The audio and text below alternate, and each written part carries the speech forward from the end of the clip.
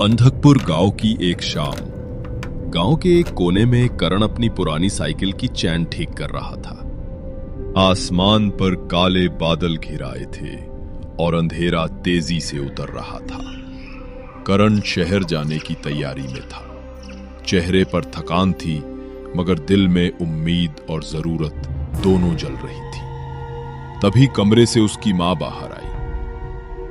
वो उदास होकर बोलती हैं, बेटा, अब रात को निकलने की जिद मत कर। अंधेरा बढ़ रहा है, रास्ते भी सुरक्षित नहीं रहते। सुबह उजाले में निकलोगे तो मेरा दिल भी चैन पाएगा।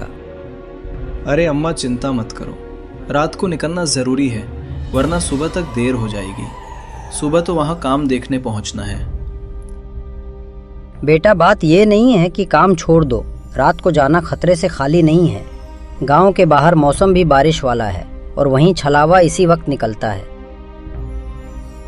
अरे अम्मा, आप भी वही पुरानी कहानियां याद करके डर रही हैं। इतनी जल्दी डरने की क्या जरूरत है? मुझे कुछ नहीं होगा। शहर जाना है, काम देखना है, जो होना है वही होगा। आप चिंता मत कीजिए। मजाक मत बनाओ बेटा, तुम मेरी कोई बात ही नहीं मानते। तुम्हारे बाबा भी नहीं मानते थे और उस रात वो निकल गए, फिर कभी वापस नहीं आए। अरे अम्मा, आप बहुत चिंता करती हो। बाबूजी तो हमें छोड़कर चले गए और आप अभी भी उनकी बातों को इतना गंभीरता से क्यों लेती हो? मुझे कुछ नहीं होगा, मैं संभल कर जाऊंगा। आप बस परेशान मत होइए। ये कहकर करण अपने घर से रात को रवाना हो गया। उसकी मां खड़ी होकर उसे देखती रही। रात गहराने लगी और आसमान पर काले बादल छा गए। कुछ दूर जाते ही हल्की हल्की बूंदाबूंदी शुरू हो गई, जो धीरे धीरे तेज बारिश में बदल गई।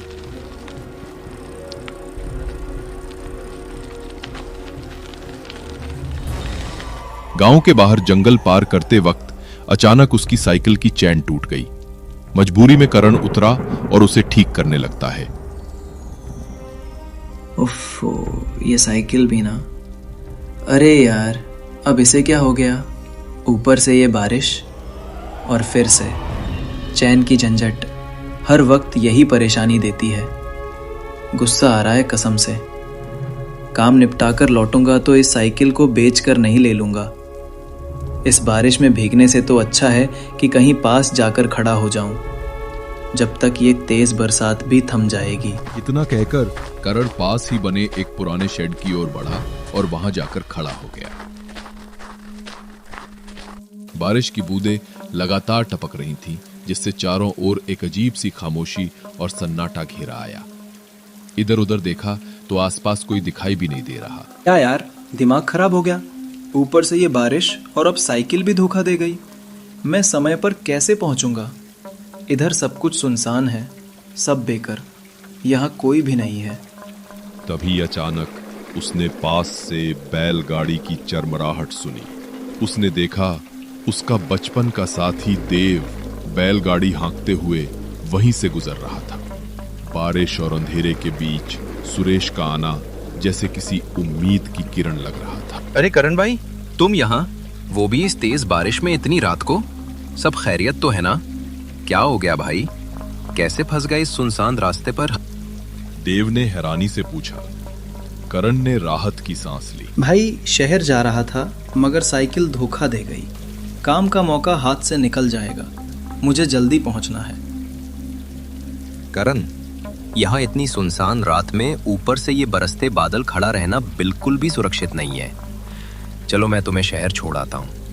बैलगाड़ी है, धीरे ही सही मगर सुरक्षित पहुंचा देगी। यार देव, धन्यवाद। मैं भी यही सोच रहा था कि इस हाल में साइकिल से जाना मुश्किल होगा। तेरी मदद सच में मेरे लिए बहुत बड़ी बात है। तेरा यह एहसान जिंदगी भर नहीं भूलूंगा, सच में। इतना कहते ही करण और देव बैलगाड़ी पर बैठकर शहर की ओर निकल पड़े। बारिश अभी भी हल्की हल्की बरस रही थी। अंधेरा और भीगते रास्ते के बावजूद साथ में होने का भरोसा उन्हें आगे बढ़ने की ताकत दे रहा था। एओ भाई, आप तो इस रास्ते से रोज आते जाते रहते हो। लोग यहाँ छलावा की बातें बहुत करते हैं। क्या वो सच में हैं या बस लोगों की अफवाहें हैं? करण भाई, तुम भी क्या सवाल पूछ रहे हो यार? तुम भी इन बातों को मानते हो क्या? मुझे तो आज तक इस रास्ते में कुछ भी अजीब नहीं दिखा। नहीं यार, मैं तो नहीं मानता। बस गांव वाले और अम्मा ही बहुत मानते हैं। अम्मा ने तो आज भी मुझे आने से मना किया था, लेकिन काम के लिए जाना ज़रूरी था, इसलिए आना पड़ा। करण भाई, तुम्हें तो पता ही है गांव वालों का हाल। ये लोग बस अंधविश्वास में फंसे हुए हैं। अगर सच में कुछ होता तो इतने सालों में मुझे यहाँ क्यों नहीं दिखा कुछ? तुम बस ऐसे डर की बातों में क्यों उलझ रहे हो? ऐसा कुछ नहीं है।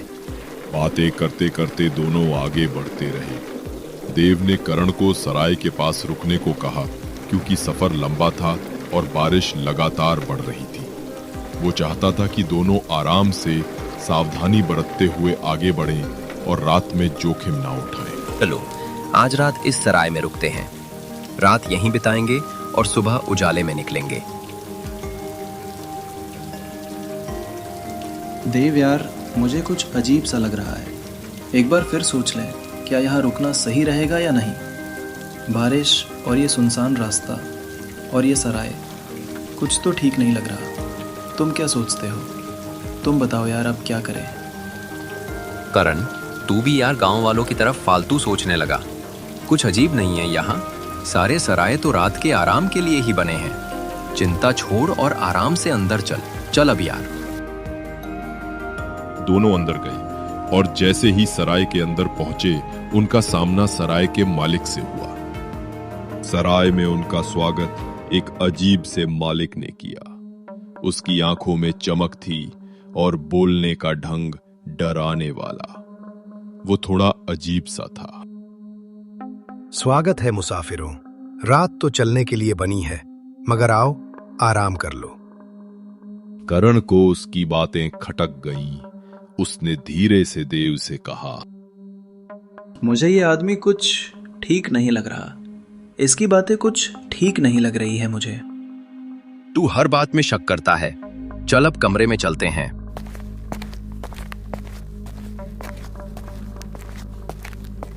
वो कमरे की ओर जाने लगते हैं।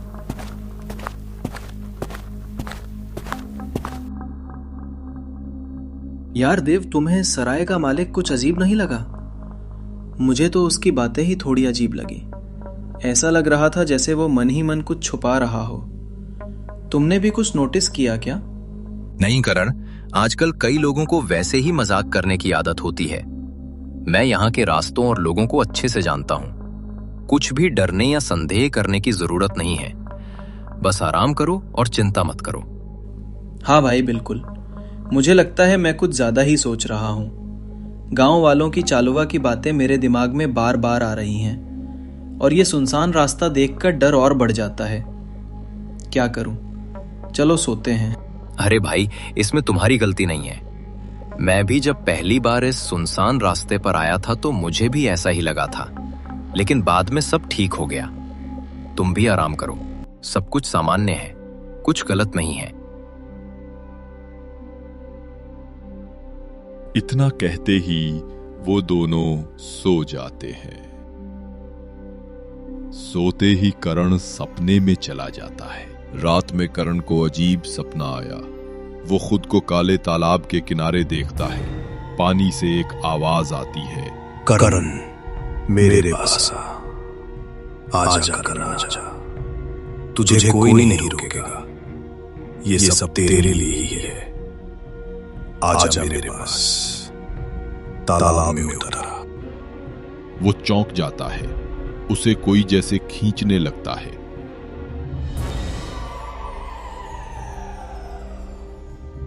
करण चीखने लगता है और तभी देव उसे झकझोर कर उठाता है। तू ठीक तो है?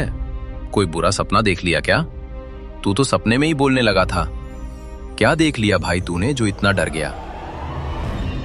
देव भाई, ये सपना था, पर मुझे तो सब बिल्कुल असली लग रहा था। पानी, आवाजें, सब मेरी आंखों के सामने जैसे सचमुच हो रहा हो। भाई, इतना डरावना सपना मैंने आज तक कभी नहीं देखा। ऐसा लगा जैसे कोई सच में मुझे खींच कर ले जा रहा हो। कुछ नहीं होगा, सब ठीक है। बस ये सपने ही तो हैं। चल सो जा, सवेर चलेंगे। सुबह होते होते दोनों सराय से निकल पड़े। रास्ते में सूरज की किरणें झलकने लगी। बारिश के बाद ताजा हवा और जंगल की हरियाली उनके सामने फैल रही थी। दोनों जंगल के रास्ते से आगे बढ़ते रहे। देव भाई, मेरी तो कल की रात बहुत ही खराब निकली। वो सपना अब भी मेरी आंखों के सामने घूम रहा है। वैसे भी उस सराय में एक अजीब सा सन्नाटा था। कभी कभी मुझे लगता है कुछ तो वहां छिपा हुआ था। मुझे बहुत अजीब लग रहा था। यार करण, तू भी अब गांव वालों की तरह बातें करने लगा है। तेरे मन में भी फालतू का डर बैठ गया है। अंधविश्वास से बाहर आ और सच्चाई को देख। सपने और डर को अपनी हकीकत मत समझ। दोनों को चलते चलते शाम ढल गई और थोड़ी देर में रात का अंधेरा छाने लगा। जैसे ही अंधेरा गहरा हुआ, दूर एक गांव की झलक दिखाई दी। यार भाई देव, इस गांव में तो मुझे कोई इंसान दिखाई नहीं दे रहा। ऐसा लग रहा है जैसे ये भूतों का गांव हो। सब तरफ सन्नाटा है। कुछ तो अजीब है। ये गांव हमेशा से ऐसा ही सुनसान रहा है। भूत प्रेत की बातें सिर्फ अफवाहें हैं। चलो आगे बढ़ते हैं और कोई जगह देखकर रुकते हैं। भाई देखो, कल रात भी मैं जागता रहा और अब सफर नहीं हो पाएगा। हम आज रात यही गांव में रुकेंगे। थोड़ा आराम कर लेंगे और सुबह निकलकर शहर पहुंच जाएंगे। भी वहां गांव का एक बूढ़ा आदमी धीरे धीरे उनके पास आया और अजीब तरह से बोला, मुसाफिरों, सावधान रहो। यहाँ दिखता बहुत कुछ है, मगर असल में होता कुछ और है। देव ने कहा, काका, हम बस रात गुजारना चाहते हैं। हमें जगह चाहिए। बूढ़ा मुस्कुराया। आओ, जगह है, मगर याद रखो, हर आवाज पर भरोसा मत करना। रात होते होते करण को बाहर से किसी की आवाज सुनाई दी। कोई है? मदद करो, कोई है, बचाओ मुझे।